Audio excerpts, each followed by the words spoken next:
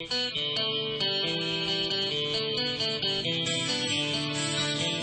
Ira Hansen Show is on now.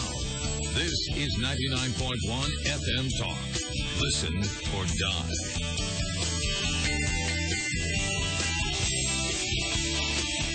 Welcome back. Thanks for joining me. This is Ira Hansen. We got a primary coming up. What is it, August 12th, I think it is. One of the races on the ballot is for Congress. And in the Republican race, there's a primary. In the Democrats, there's not. And it's Dean Heller against James Smack of Fallon, Nevada. And I have James on with me right now. James, you with me still? I'm still here. All right, well, let's pick it up here. Real quick, tell everybody, again, a little bit about your background. What made you decide to run for Congress? I mean, have you run for office before by any chance? I've never run for political office before in my life. I've never held any kind of appointed government position before.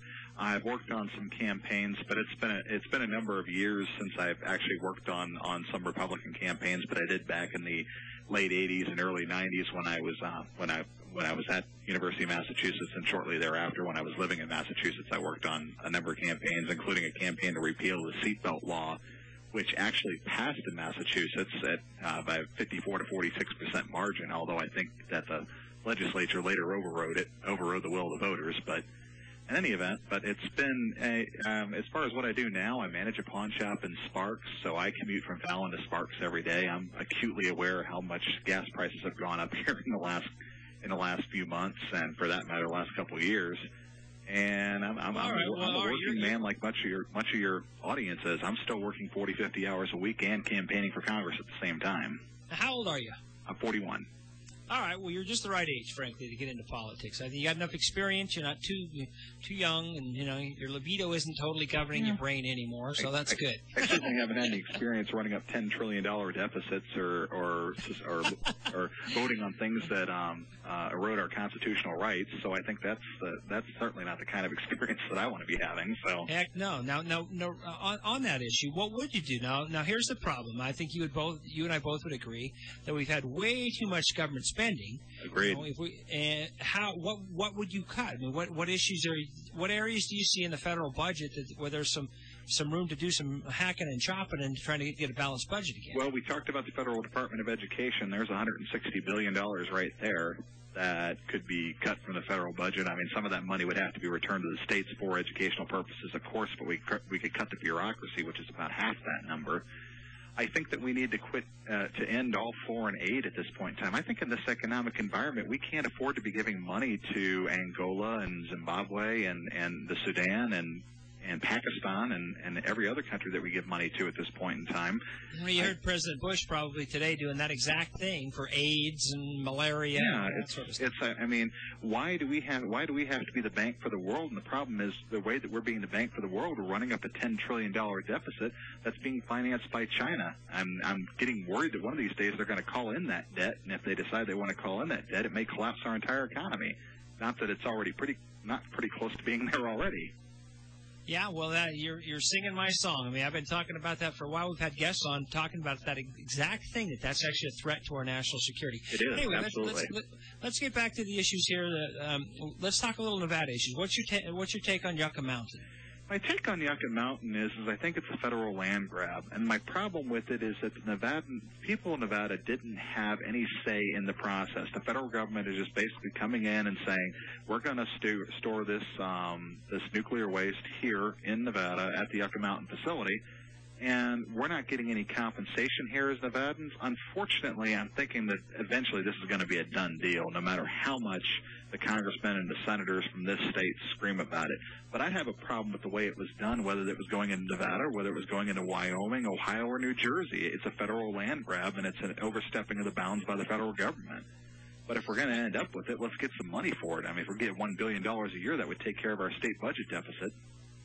Okay, well, I'm agreeing with you on that. That's a good one. Now here's another one for you. English-only ballots. I just got my sample ballot. It's in Spanish and English, which annoyed me. Yes. What's your take on that? And I understand there's actually a federal law that mandates that if there's a certain percentage of your population.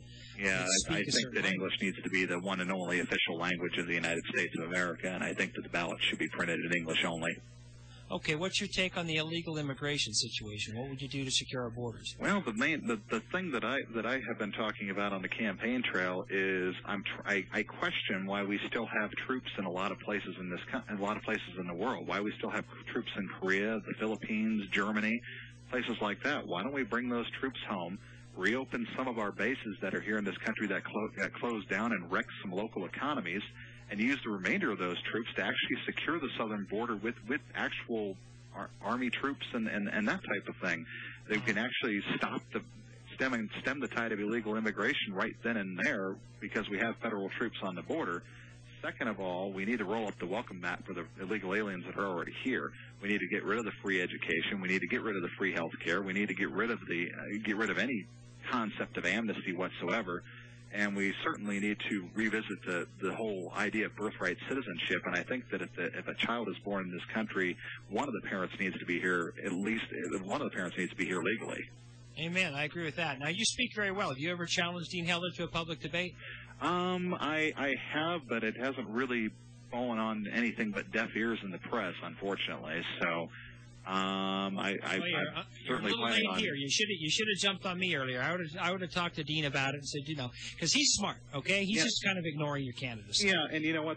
And honestly speaking, if I was Dean Heller with $1.2 million in the bank and looking at what I've been able to raise, I've been around the political block a few times. I'd probably be doing the same thing. Sure, and I understand that, but you're articulate. You know the issues. It would be fun to have an opportunity to get your name and your face in front of everybody else. On the radio station right now, you're talking to, I don't know, tens of thousands of northern Nevadans, seriously. So certainly. This is a good step for you. Now, yes. The problem is you've only got, 2 weeks before the primary? Yeah. You got some big pushes you're going to try here at the end? Well, we've got a pretty large radio campaign that's already off the ground. We're actually, I believe that one of the radio stations we're going to be advertising here on, I believe it'll start next week, is 99.1. So we have a number of radio stations that we already had some advertising on. We've got that going for us. We've got a great ad with a constitutional message that we're going to get out into every market in basically northern and southern Nevada, because the way this district's laid out, I have even part of Clark County. So sure. We'll be running it in Pahrump, Elko, Winnemucca, Battle Mountain, and then the Reno, Sparks, Carson City area, and then of course in Fallon. So we're going to be all over the state with the radio ad. We've got some signs up. I was talking to a judge candidate in Fallon last night, and actually he was like, "Oh, I was wondering who this smack for Congress was that I'm seeing all the signs around here." So it's kind of it's progressing. I mean, if you gotta look back and say what would I have done differently? Gosh, I wish I had another couple months, because I think that the message is progressing. I think that people are starting to listen. My name is getting out there, and there's a lot of people that are tuning into what I have to say and say, "Hey, this kind of makes a lot of sense." Well, he's talking a lot of common sense issues, and this might not necessarily be the wrong person for the job as our congressman. Uh-oh, I got one call. Let's see if we can squeeze her in real quick. Okay, Lauren, great. You want to talk to James Smack? Hello, Lauren. You're on the air real quick. I've only got about 30 seconds left. Okay, my question to you, James, is what is your take on gun control for Nevadans? Oh, excellent question. I believe that the Second Amendment should be interpreted basically as it's written, and I think that as it's written, it says "shall not be infringed." I don't think there should be any kind of gun control laws whatsoever, to be honest with you, whether it be on handguns or whether it be on assault weapons or whether it be on high capacity magazines, anything of that nature. I wouldn't vote for any kind of gun control.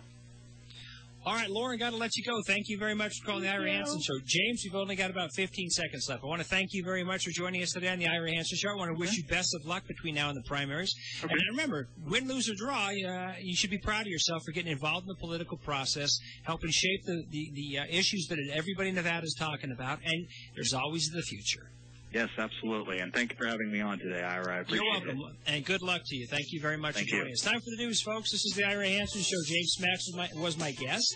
He is running against Dean Heller in the primary on August 12th. What do you think? I think very impressive. I am impressed with the guy. And I suspect we'll hear more of him in the future. Like I said, he's honest about it. He's got an uphill fight with Heller, but we'll see. KKFT News Time is 4:30. We'll be right back. Fox news at the top and bottom of every hour, 24/7, and live local news with Kelly Marquez from Nevada's new #1 for news, 99.1 KKFT FM. It's